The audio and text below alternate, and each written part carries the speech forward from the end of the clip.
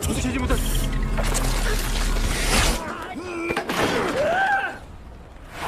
어떻게들 알고 왔을까?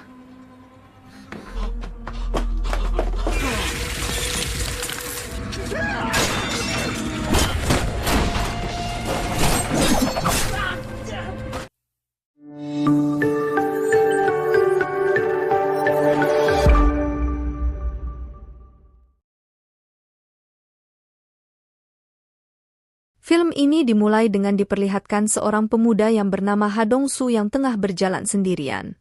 Tiba-tiba, Dong-su diculik oleh segerombolan preman. Singkat cerita, Dong-su yang tak sadarkan diri tengah dioperasi oleh seorang pria. Pria itu membelah Dong-su serta mengambil mata Dong-su. Dan saat si pria itu hendak membuang potongan tubuh Dong-su, tiba-tiba terjadilah sesuatu.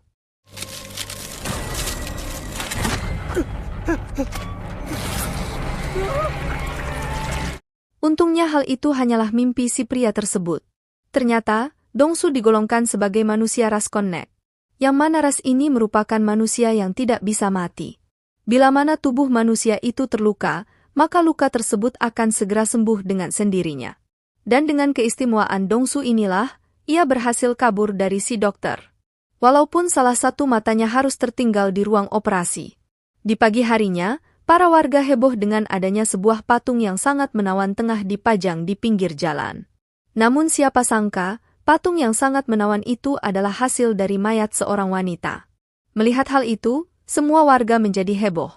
Ternyata, itu semua ulah seorang psikopat yang tengah menjadi buronan polisi. Di sini, ia sengaja dengan terang-terangan menuliskan tanda terang di patung itu dengan tulisan PL. Di sisi lain, diperlihatkan jika Dong-su tengah bersantai. Tiba-tiba, ia merasakan jika salah satu matanya terasa sakit dan seakan bisa melihat sesuatu. Di mana artinya, salah satu matanya digunakan oleh seseorang. Di sini, Dong-su melihat ada di sebuah ruangan, di ruangan itu, ia melihat sebuah tanda yang sama persis dengan tanda yang ada di patung tadi pagi. Dan sejak kejadian ini, Dong-su pun berencana untuk mencari satu matanya. Ia juga menyadari, jika salah satu matanya tengah dipakai oleh seorang psikopat. Sedangkan para polisi yang tengah menyelidiki kasus pembunuhan itu pun mendapati jika sampai saat ini korbannya telah ada 2 orang. Di mana korbannya selalu dijadikan sebuah patung. Dan berdasarkan penelusuran polisi, si pembunuh membunuh dengan cara random. Di pagi harinya, Dong-su yang tengah bekerja di sebuah tempat rongsok milik 2 orang lansia. Saat itu, Dong-su melihat, jika sang kakek tengah diganggu oleh 3 orang pemuda nakal. Dong-su pun berusaha membantu si kakek hingga ia pun kehilangan telinganya karena ulah salah satu pemuda. Namun di sini, penutup mata Dong-su terbuka, sehingga para pemuda itu melihat jika salah satu mata Dong-su telah menghilang. Para pemuda itu ketakutan dan mengira jika Dong-su adalah monster. Dong-su yang mendengar ucapan itu pun menjadi teringat masa lalunya. Dahulu, ia selalu dijauhi teman-temannya karena ia memiliki keistimewaan tersebut. Malam harinya, saat Dong-su hendak pulang, ia dihadang oleh para preman yang dahulu pernah menculiknya. Saat ini, para preman pun semakin bersemangat untuk menculik Dong-su, karena mereka telah mengetahui keistimewaan yang dimiliki Dong-su. Dong-su pun panik dan berusaha kabur dari kejaran para preman. Untungnya, ia diselamatkan oleh seorang gadis yang tengah menulis sebuah buku yang membahas tentang Konnek. Di sini, ia sengaja mencari Dong-su untuk melihatnya secara langsung. Ia bahkan sengaja melukai Dong-su agar ia bisa melihat secara langsung jika luka itu akan segera sembuh. Saat melihat hal itu, si gadis pun dengan santainya melempar Dong-su dari atas jembatan. Bersamaan dengan itu, psikopat tengah menemukan korbannya lagi. Di sini, ia pun lagi-lagi membuat korbannya menjadi patung. Siapa sangka, psikopat itu adalah seorang karyawan teladan di sebuah perusahaan yang bernama Oh Jin-sop. Jin-sop memiliki seorang rekan kerja yang sepertinya tertarik dengannya, wanita itu bernama Lee San-hai. Saat di perjalanan, tiba-tiba mata Jin-sop terasa sakit. Bersamaan dengan hal itu, mata milik Dong-su bisa merasakan hal itu dan dapat melihat apa yang dilihat Jin-sop. Ternyata, hal itu karena Jin-sop tengah mendengarkan lagu ciptaan Dong-su. Dan seakan-akan, mata Dongsu dapat mendengar pemilik mata aslinya. Setelah itu, Dongsu pun pergi ke perusahaan Jinsok dengan bantuan penglihatan yang telah ia lihat dari salah satu matanya. Saat sampai di perusahaan Jinsok, ia melihat Sunhee.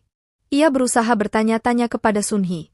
Namun, Sunhee malah ketakutan dengan Dongsu karena melihat jika salah satu mata Dongsu hilang. Di sini, Dongsu pun tidak menyerah dan terus berusaha demi menemukan kembali matanya. Dan dari ingatannya, ia melihat sebuah horoskop dan memutuskan pergi menemui peramal serta menanyakan arti gambar itu. Peramal itu mengatakan, jika lambang PL berarti planet Pluto.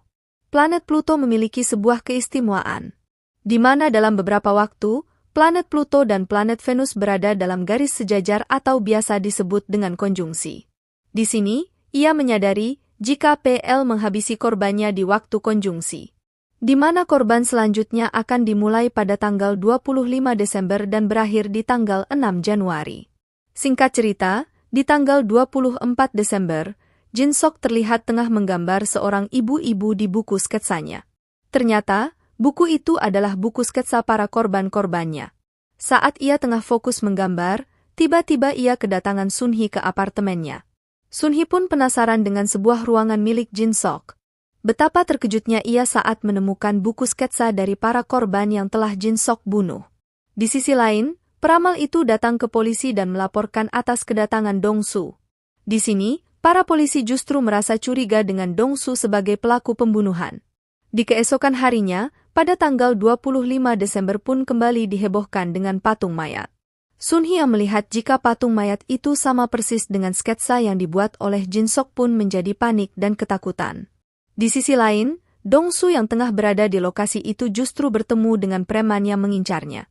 Akhirnya, terjadilah kejar-kejaran antara Dongsu, para preman dan polisi yang tengah mencurigai Dongsu.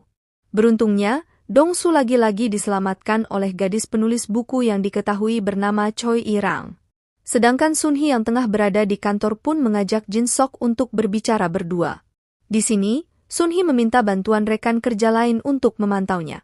Sunhee pun menanyakan terkait buku sketsa yang ia temukan di rumah Jinsok. Awalnya, Jinsok hendak menutupi hal itu. Namun akhirnya, ia tak bisa berkutik dan mengakui perbuatan itu.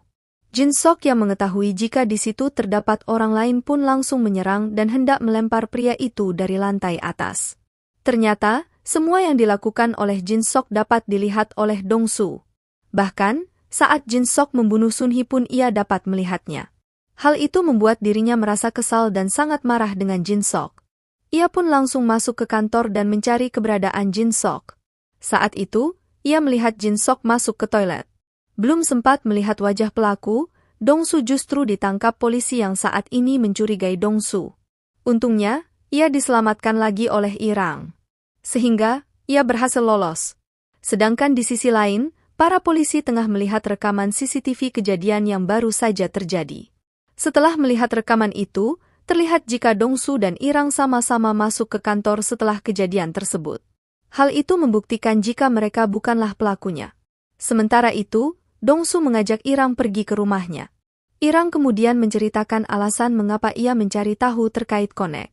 Di mana dahulu, ia hampir ditabrak truk, namun untungnya, ia diselamatkan oleh Konek.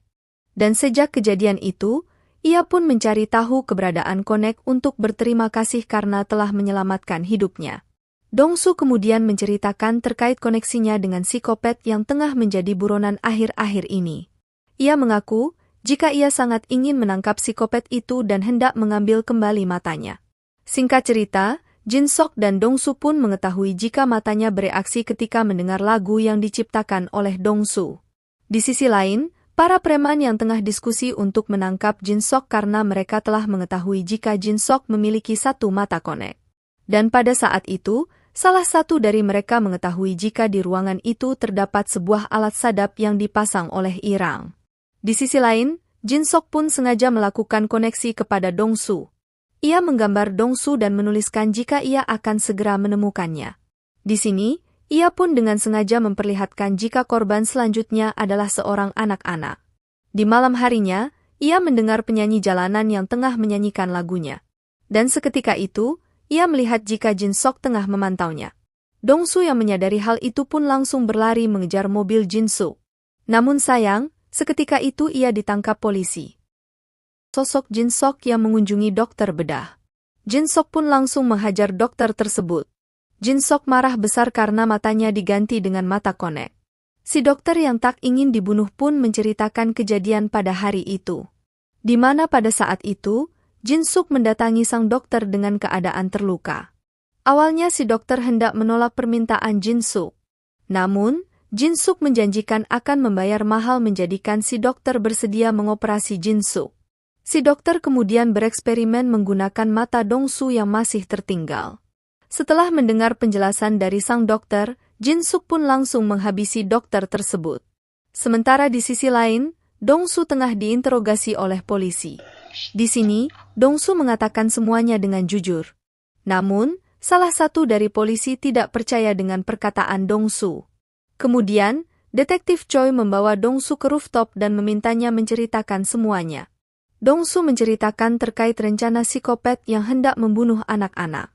Namun si detektif justru tidak percaya dan meminta Dong Su untuk tidak ikut campur dengan kasus ini. Dong Su kesal dan memutuskan kabur dengan melompat dari rooftop.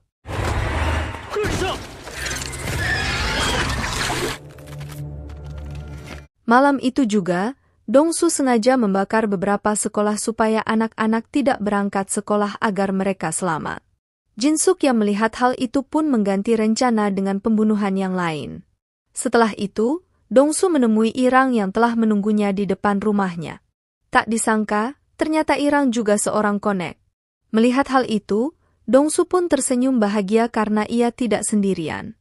Mereka berdua pun sengaja saling melukai tangan dan menghubungkan sel mereka berdua. Di pagi harinya, Jin Sok kembali memperlihatkan rencana pembunuhannya.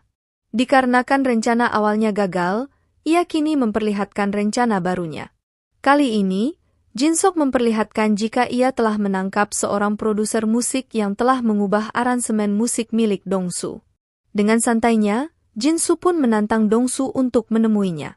Jika tidak, maka produser itu akan tewas di tangannya. Bahkan, Jin Su dengan sengaja menyayat dada produser itu untuk memancing amarah Dong Su. Melihat hal itu, Dong Su sangat frustasi. Karena, orang yang tidak bersalah harus ikut kena karena dirinya. Saat Dong Su hendak berangkat menemui Jin Suk, ia mendapat pesan dari para preman yang memperlihatkan jika mereka tengah menyerang bosnya. Mereka mengancam Dong Su, jika Dong Su tidak menyerahkan diri, maka si kakek akan mereka bunuh. Saat itu, Irang menyuruh Dong Su untuk menyelamatkan kakek terlebih dahulu. Sementara ia akan menyerang para preman.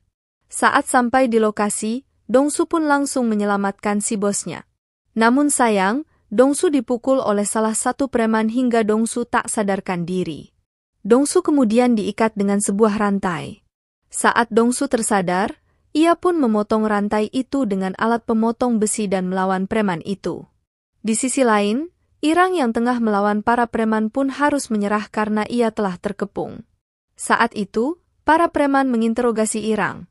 Namun, karena Irang tidak jujur, salah satu preman itu menyayat wajah Irang dengan pisau. Dan dari sini, para preman pun tahu jika Irang adalah konek. Irang pun kemudian melawan mereka dan segera pergi. Sedangkan Dong Su yang telah berhasil menyelamatkan bosnya, Dong Su pun meminta maaf karena semua ini terjadi karena dirinya. Bosnya yang semula mengira jika Dong Su seorang monster pun berterima kasih dan menyuruh Dong Su menyelesaikan apa yang menjadi tanggung jawabnya. Di sisi lain, polisi menemukan jasad seorang preman yang bernama Wu Jin. Para polisi juga menemukan sebuah kamera yang berisi foto Jin Suk. Wu Jin memang seorang preman yang ditugaskan untuk memata-matai Jin Suk.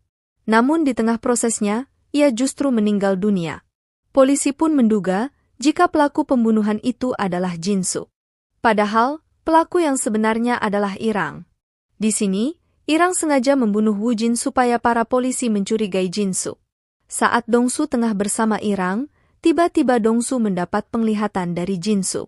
Di sini, Jin Suk menuliskan sebuah lokasi dan jam untuk mereka bertemu. Setelah itu, Dong Su pun langsung bergegas menuju lokasi tersebut. Saat itu, Jin Suk datang dengan memakai pakaian tertutup dan juga masker. Ternyata, Jin Suk telah memasang gas yang paling mematikan untuk membunuh Dong Su. Jin Suk berpikir, Jika Dongsu tidak bisa mati karena terluka, mungkin saja Dongsu bisa mati dengan racun. Saat itu, jantung Dongsu sempat berhenti berdetak. Namun tak lama kemudian, jantung itu kembali berdetak. Melihat hal itu, Jin-suk pun langsung membawa Dongsu ke markasnya dalam keadaan tak sadarkan diri. Di tengah perjalanan, Jin-suk pun mengatakan jika ia ingin melakukan sebuah eksperimen dengan tubuh Konek. Jin-suk ingin membunuh Dongsu, namun ia ingin menggunakan wajah dan otak Dongsu. Jin-suk ingin jika dirinya tidak akan bisa mati seperti Dongsu. Di sisi lain, Iran tengah menemui seseorang yang bernama Kiden. Kiden ini juga seorang Konek sama seperti Iran dan juga Dongsu. Iran sengaja membangunkan Kiden untuk keluar dari persembunyiannya dan membantu ia dan Dongsu yang tengah dalam bahaya. Di sini, mereka berencana membunuh siapapun yang hendak memanfaatkan tubuh mereka. Sedangkan para polisi saat ini telah menemukan sebuah bukti CCTV terkait Jin-suk yang telah menyerang sang produser dan menculiknya. Dan dari sini, para polisi semakin yakin jika psikopat itu adalah Jin-suk. Sementara itu, Dongsu yang telah sampai di markas Jin-suk pun kaget, karena ia melihat si dokter yang dahulu sempat membedahnya tengah digantung di papan salib oleh Jin-suk. Jin-suk pun mengatakan, jika dokter itulah yang telah mempertemukan mereka, ia mengatakan, jika seakan-akan semua ini adalah takdir. Jin-suk kemudian menawarkan diri kepada Dongsu jika mereka harus bersatu. Di mana Jin-suk ingin menyatukan tubuhnya dengan kepala Dongsu. Jin-suk mengetahui jika Dongsu pasti akan menolak hal itu. Jin-suk pun membawa keluar produser yang telah ia culik. Jin-suk mengancam, jika Dongsu tidak menuruti permintaannya, maka sebagai gantinya, produser itu akan ia bunuh. Beberapa saat kemudian, Dongsu tersadar tengah berada di lemari pendingin bersama dengan si produser. Dongsu pun meminta maaf karena produser itu harus ikut-ikutan terkena imbasnya. Sebaliknya, si produser juga meminta maaf kepada Dongsu karena ia tidak bisa membantu menangkap Jin-suk. Setelah produser meminta maaf, ia pun akhirnya meninggal dunia. Melihat hal itu, Dongsu pun sangat marah kepada Jin-suk hingga ia nekat memotong pergelangan tangannya supaya ia bisa bebas. Di sisi lain, Irang dan Kiden pun datang ke markas para preman. Dan dengan kekuatannya, mereka berhasil menghabisi para preman tanpa menyisakan sedikit pun. Setelah itu, Iran dan Kiden pun pergi ke markas Jin-suk. Di sini, Iran berusaha membebaskan Dongsu yang tengah terjebak di lemari pendingin. Namun, Jin-suk melihat Iran dan melukainya. Saat Jin-suk melihat jika luka Iran seketika sembuh pun mengetahui jika Iran adalah Konek. Di sini, Jin-suk justru memiliki ide gila lagi. Jin-suk merasa penasaran jika Iran dan Dongsu memiliki keturunan, atau ia dan Iran memiliki keturunan, maka keturunan mereka akan seperti apa. Mendengar hal itu, Iran pun marah dan menyerang Jin-suk. Walaupun Iran dihajar berkali-kali, Iran tidak mati karena tubuhnya kembali pulih dengan cepat. Dan tak lama setelah itu, mereka mendengar suara polisi telah sampai di markas Jin-suk. Mendengar hal itu, Jin-suk pun memilih untuk kabur supaya ia tidak tertangkap polisi. Sementara Iran memilih untuk pergi menyelamatkan Dongsu. Dongsu pun pergi mengejar Jin-suk dan berharap Jin-suk berhenti melakukan hal jahat lagi. Singkat cerita, Dongsu akhirnya menemukan Jin-suk. Di sini, Jin-suk pun berkali-kali menembak Dongsu. Namun hal itu sia-sia saja karena tubuh Dongsu pulih kembali dengan cepat. Hingga saat itu, salah satu tembakan Jin-suk mengenai mata Dongsu. Kesempatan itu pun Dongsu manfaatkan untuk mengambil kembali matanya. Setelah mendapatkan matanya, Dongsu pun ingin menghabisi Jin-suk. Namun, datang polisi dan menghentikan Dongsu. Polisi itu mengatakan, jika Dongsu membunuh Jin-suk, maka Dongsulah yang akan menjadi tersangka pembunuhan. Oleh karena itu, si polisi meminta Dongsu untuk menyerahkan semuanya kepada pihak yang berwenang. Si polisi juga meminta Dongsu untuk pergi, karena sebentar lagi tim mereka akan segera datang. Saat Iran dan Dongsu hendak pergi, tiba-tiba datang beberapa helikopter yang mengepung markas tersebut. Dan, series Konek pun akhirnya selesai.